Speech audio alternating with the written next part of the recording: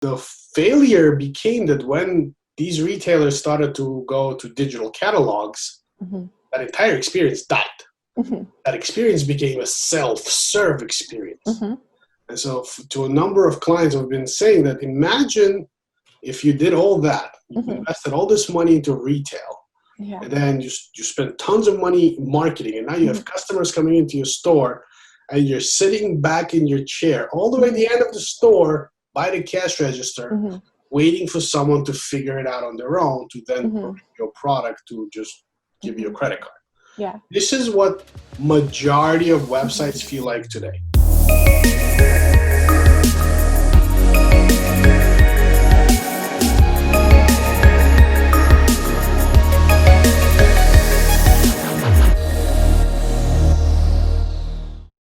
So I like that you mentioned that, and there's one thing that I wanted to mention in the same regard is times have changed. Yeah. So digital transformation has been happening for the past 20 years, and businesses went from cataloging, online cataloging, to what used to be important, right? You needed to get online, you need to get your catalog digitized, you offered it up as an e-commerce, but now everyone's basically caught up, right? Everybody understands digital cataloging. Yeah, everybody, more so in the consumer space though.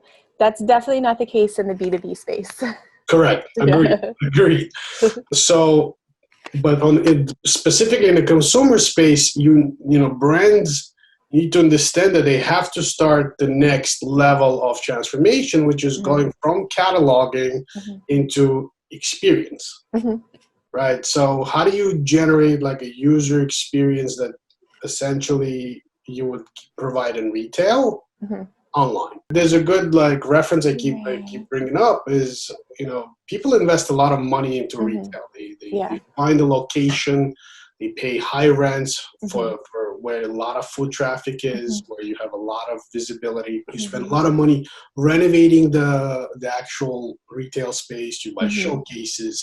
You put up, signage, you put up all this stuff, you invest into inventory, you display this inventory perfectly, right? And there's a lot of retail stores that actually go through the motion of consistently changing the view of their showcases and displays just so that it's always an exciting and new experience, right? And when customers come into retail, you have salespeople. You have people that actually ask you questions. They guide you. They welcome you. They put you in the right direction. They can answer any questions you have. The failure became that when these retailers started to go to digital catalogs, that entire experience died. That experience became a self-serve experience. And so to a number of clients, I've been saying that imagine if you did all that, you invested all this money into retail, and then you spent tons of money marketing, and now you have customers coming into your store, and you're sitting back in your chair all the way at the end of the store by the cash register, waiting for someone to figure it out on their own to then put your product to just give you a credit card. Yeah. This is what majority of websites feel like today. Yeah. So we have to talk about that digital transformation from digital cataloging to digital experiences, which I think we're the perfect timing today to actually take that step back, run a discovery workshop, and figure out, okay, how are we providing that in-store experience online? Or at least how can we get as close as possible to the interactions, to the presentations, to the communication, lots to do with content creation, lots to do with messaging, so much. proper call to actions, proper user journeys. Yeah. So I think that's very important case point to remember when people start to ask, well, why do I need to do a discovery workshop? This is why. Yeah.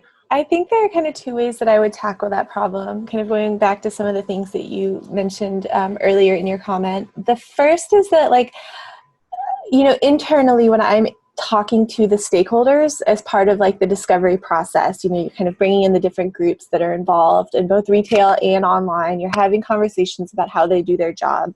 This is part of uncovering discovery information. Oftentimes, like those groups don't even like guest services doesn't necessarily even know what merchandising is doing, and operations doesn't really know what IT is doing, but their jobs all really intersect. And this is where you can start to do some initial like service design work to figure out like how are all those different teams, how are their activities surfacing up to the customer experience, and where does that fall on a timeline in terms of like the overall e-commerce experience, from learning about the brand, you know, initial shopping on the site all the way through to purchase. And then so you can kind of see where there might be some overlap and some opportunities to like build up the experience. But also as part of that discovery process, I would try to surface where, like, what is the relationship between retail and online? Because oftentimes what I've seen is the online is like a secondary thought. Like the company is so focused on retail, they've done e-commerce, but they're treating it as like a box that needs to be checked. And the digital transformation there really needs to come internally. It needs to be retail and online leveling up together. They both need to have like at least an equal voice in the room and some kind of symbiotic relationship so that they're kind of in sync together in terms of how they're merchandising, how they're tackling customer needs, how they're seeking to understand like how because customers are online shopping in your store. You know, there isn't really like a clear divide anymore. People have these expectations. So it's like that omni-channel experience needs to be looked at as an entire ecosystem, not just as like the online as a product catalog, as you kind of mentioned. And then probably the second thing I would want to do is kind of along the lines of what I mentioned with the service delivery. But really what I would try to figure out is like what's really special about the brand? Like what are the things that people really cling on to?